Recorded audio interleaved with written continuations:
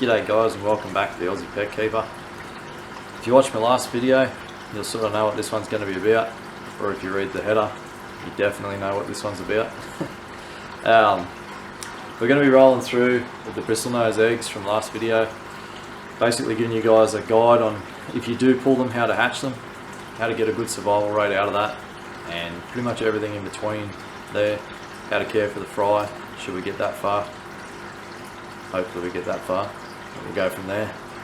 As always, thanks for tuning in. I appreciate the support, all your comments, everything else like that goes along with it, the subscribes, the likes, the general engagement.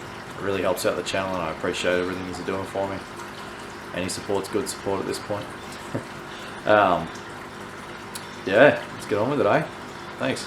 Righto, so if he's got through that cringy introduction part, now my face is on the camera, I'm a little more comfortable.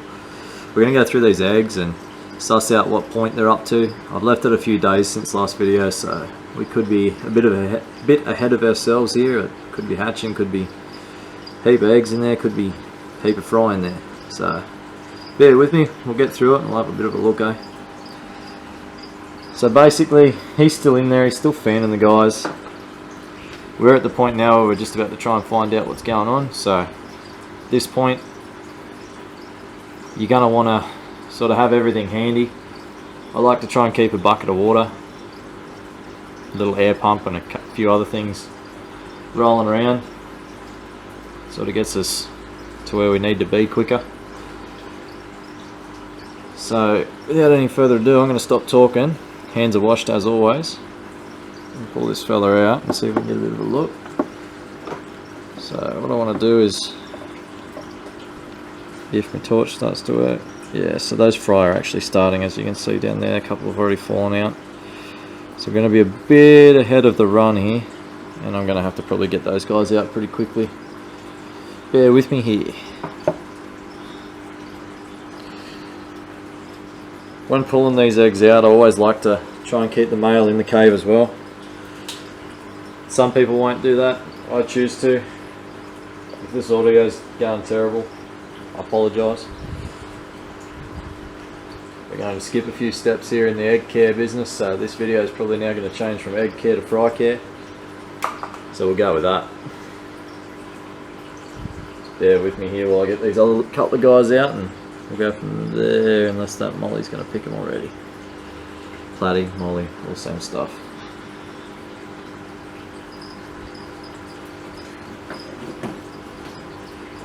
Ugh.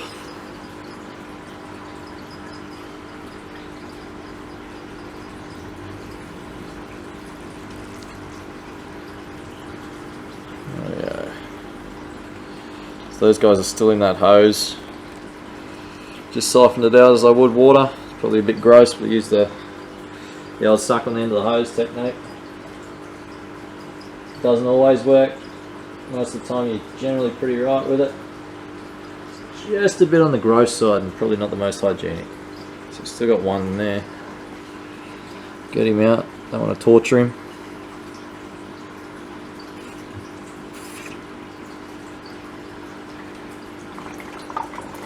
Hopefully we got him with that one. Nope, we definitely did not, because that Molly's still trying to get him. So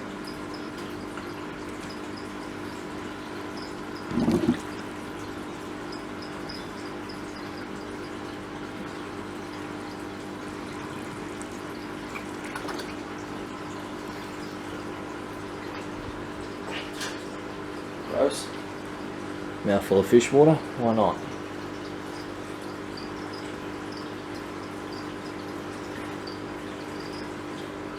Hopefully that time we got him and I didn't just spit him in the big tank. Either or, we're going to find out. Move over to the table now and show you the process to get them all out, eh?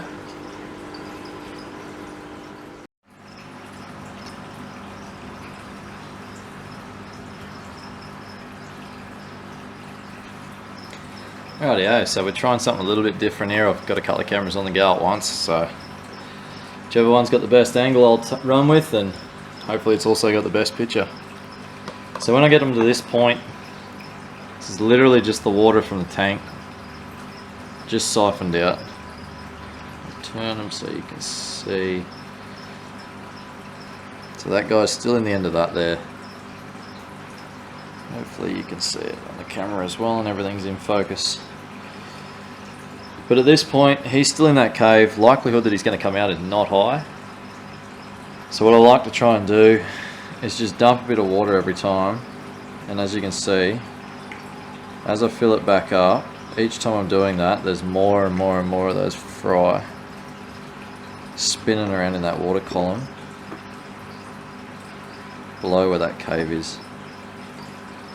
So if you've got big healthy breeders like I do, you're probably going to have a good batch of fry anywhere from that sort of 100 to 200 mark. That sounds excessive, and I'm sure there's people that don't get those numbers, and I probably wouldn't expect those numbers from your very first batch, but if you get proven breeders from reputable sources, if that's the word I'm looking for, you shouldn't really have too much drama finding some really nice fish. Alright, so at the point where I'll just check down the end of it, still looking like we've got quite a few eggs in there. We've got probably about 60 to 100, or 60 to 70 probably, better guess. 60 to 100 might be a bit generous. We're going to rock and roll with the idea that he has got bugger all eggs left in there. So I probably should show that camera too, shouldn't I? Hoping you're getting that, and I will see if I can rock with the old auto adjust, and hopefully that's in the center. But down in there are all his eggs that he's got left that haven't yet hatched in that particular cave. So again, all you're doing when you're doing this process is just lifting the cave in and out of the water on a bit of an angle, filling it, emptying it, filling it and emptying. If you don't do this too vigorously, he should stay in that cave a lot of this time. Hopefully we can sort of get him around a bit so we can start getting a few more of those eggs out of the cases.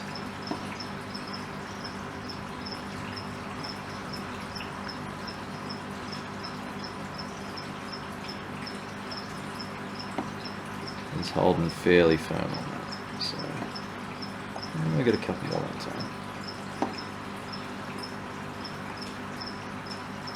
Like I say, if you don't get too hard at it, usually have a fair bit of luck getting majority of these eggs out without even popping out into the bottom of that sort of area. You're always guaranteed there'll be one pain in the arse fish that just does not want to go with the status quo and let you do your thing. I find this fella's always been fairly generous with me and does what I want him to do majority of the time.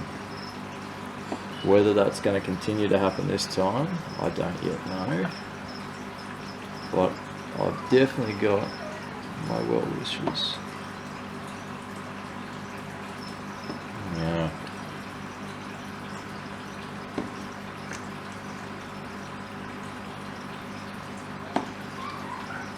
Okey-dokey. Have another check at what he's got left in there with him. Hopefully not much. And yeah, he's got about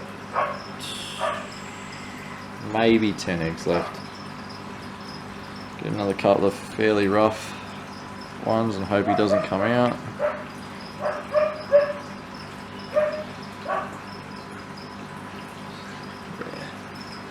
I think that's about all we're going to get from him at this point. So I'll chuck him back in the tank without any further ado.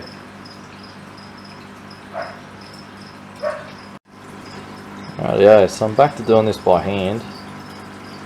So bear with me here. This could be a bit on the shaky side of life, no tripod involved. So if you can see all those yellow dots, yellowy orangey dots, that's all the egg sac on the fry. Take a good couple of days to a week for that egg sac to actually fully dissolve. During that period you don't have to feed the fish. It's what a lot of fish keepers seem to find hard to get a grip on, is that you don't actually have to give these food any, don't actually have to give these fish any food. Now, in the part of the video before this, I said I can get anywhere from 100 to 200 fish from that one clutch of those proven breeders.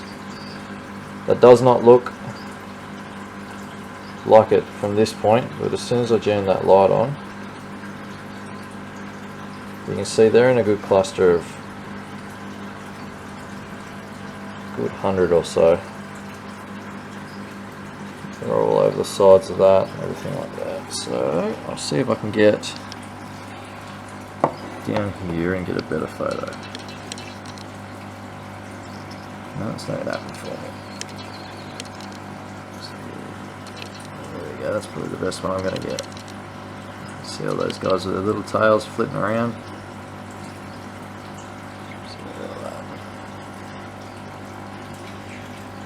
See what we end up with here.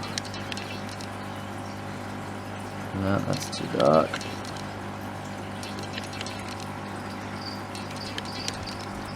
You see those little fellas sort of just shaking around. The tails have come out of their swim sacks. They're ready to rock and roll. Oh, those little dudes are really ready to get into it. See if I can. Bear with me, still learning how to use the camera completely. Yeah, there we go. It's better. Super shaky, but you get the gist what I'm talking about. There's going to be close to 100 in that particular batch.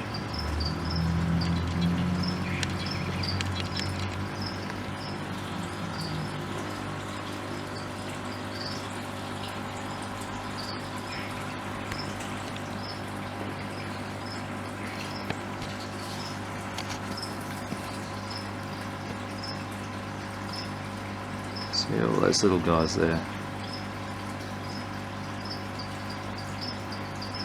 So at this point what I generally do is I'll get just a little sort of breeder box style of thing. As you can see, I'm definitely not going to be breeding them in a fairy light box, or raising them, sorry, in a fairy light box. And I'll just put that in the tank water that they've came from, and those guys I'll just let raise in that particular box until they sort of get out of that egg sac. When they get to that stage, I'll come back and I'll go from there and take you through the process. See you in a couple of days, or seconds for you guys. Okay, blatantly lied. Won't be back in a couple of days, I'll be back in about 30 seconds. Realised very quickly that I hadn't told you guys about the breeding boxes. So I get ones that look like this. All they do is just feed into a nice little air system. You can adjust the flow rate. It only has to be real minute, otherwise these guys can get pushed around a lot and it does hurt their fins. So yeah, that's about all I do. I'll put a photo up of them once they're in here.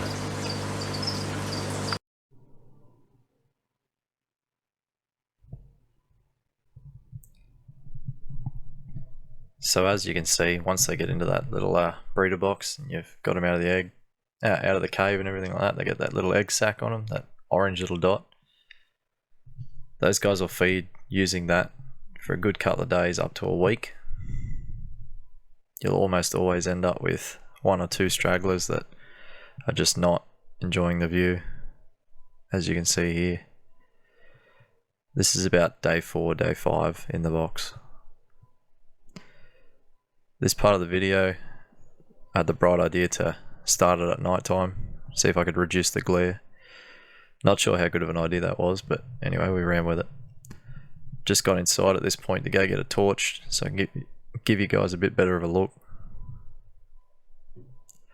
As you can see, they've all got rid of that egg sac though, and there are a couple that are smaller and bigger already than each other. Obviously either getting more food or just had better genetics.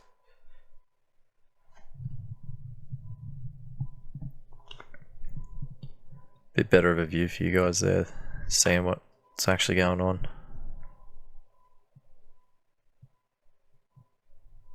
Nice healthy little fish. Hopefully some of these look to be long fins and some of them look to be shorts, so I think we're going to get a pretty healthy mix of both.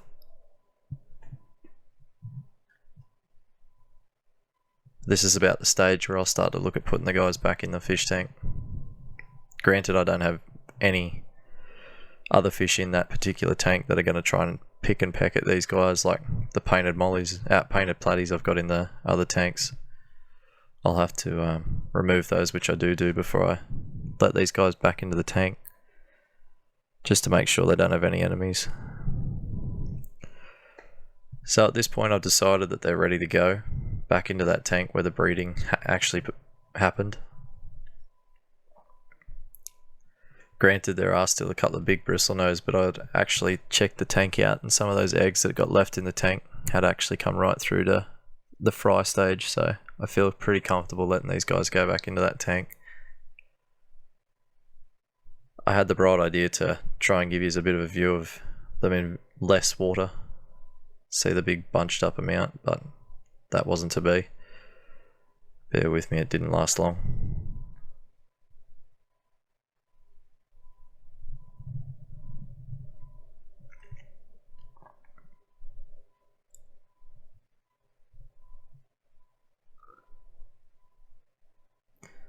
The torch didn't do me any favours either, though I did think it was going to help. All you can see is the big amount of mulm and whatever else in there. Ignore my pretty wire mess at the back of the tanks. I've been meaning to paint them black. Probably will look a lot better when I do. So this was just the view of me letting the little tackers fly into the tank. I actually managed to get it on pretty good focus. You can see all that mulm and everything falling out and the number of them actually in there. Letting these guys loose is always the most satisfying part of the breeding cycle anyway, I find. They go zipping and diving around the tank. It sort of makes it worthwhile watching them all shoot through the water. Something a bit different anyway. As you can see, the amount of crap through the water is just leaves, and duckweed, which is absolutely running wild through my fish room at the moment. Bought a Ziploc bag of it, and it turned out to be about 20 million Ziploc bags of it by about a week later. Joys of it. But anyway, that's what's making that water quality that little bit dirty. All that little particles floating through the water. Try to get a couple of good zoom ins on these guys so you can actually see just how healthy they are. They're nice, clean, tidy fish. Obviously once this water settles down we'll be able to get a bit better photo. I might chuck that into the next video or something like that. But yeah, other than that, they pretty much take themselves from here, so not a hard thing to raise, just the egg keeping's usually a lot harder. You get them to this point, you're usually pretty safe. As always, thanks for watching. Consider subscribing and commenting or liking the video if you've enjoyed the content. Cheers.